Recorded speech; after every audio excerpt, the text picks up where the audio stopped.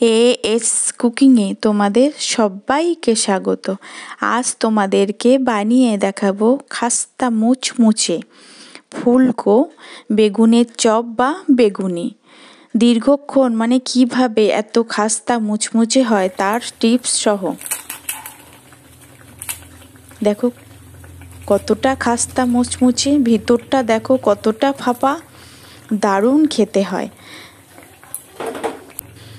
ভিতরটা কতটা ব্যাটারটা দেখো সামান্য একটু থাকবে, ভিতরটা ফাঁপা আর ফুলকো। তার জন্য একটা বেগুন কেটে নিয়েছি, এর থেকে বেশি মোটাও না পাতলাও হবে না, ঠিক এইভাবে কাটতে হবে। ধুয়ে একটু লবণ ছিটিয়ে একটা ছাঁকনিতে রেখে দিয়েছি, বাদবাকি লবণের জলটা যাতে বেরিয়ে যায়।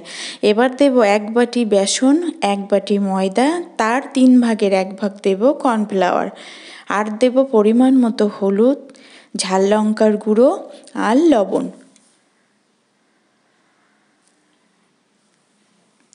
শুকনো উপকরণগুলো সুন্দর করে মিশিয়ে নেব। মিশিয়ে নিয়ে ফ্রিজের একদম ঠান্ডা জল, অবশ্যই এই ঠান্ডা জল অল্প অল্প করে দিয়ে একটা মিহি ঘন ব্যাটার বানিয়ে নেব। ব্যাটারটা খুব সুন্দরভাবে হাত দিয়ে ফেটাতে হবে। ফেটানো যত ভালো হবে জানবে মুচমুচে ফুলকো ততই হবে। ঠিক এইভাবে ফেটিয়ে নেব।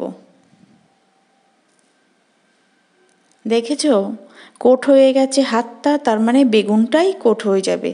এইভাবে ফেটাতে হবে। আর দেব কিছুটা ধনিয়া পাতা কুচি, আর দেব ফুটন্ত গরম তেল। এই তেলটা শেষে দেওয়ার ফলে মুচমুচে খাস্তা থাকবে অনেকক্ষণ।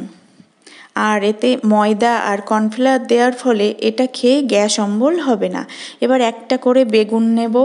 বেগুন নিয়ে এপিঠ ওপিঠ ভালো করে ব্যাটারে চুবিয়ে শেষের অল্প অংশটা ধরে আস্তে হাতে গরম তেলে দিয়ে দেব।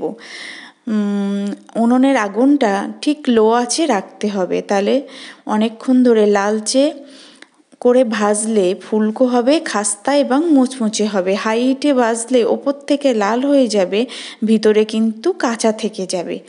এইভাবে কিছুটা সময় ধরে এপিঠ ওপিঠ লালচে করে ভেজে নেব লো আঁচে। এইভাবে ভাজলে অনেকক্ষণ খাস্তা মুচমুচে থাকে।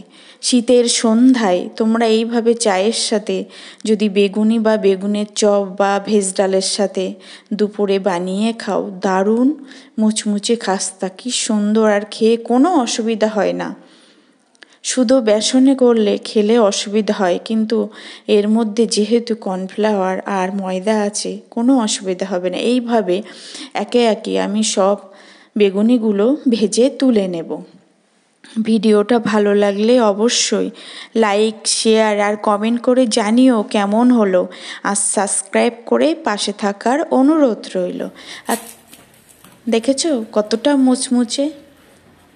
তোমরা বানিয়ে অবশ্যই আমাকে কমেন্টে জানিও কেমন হলো।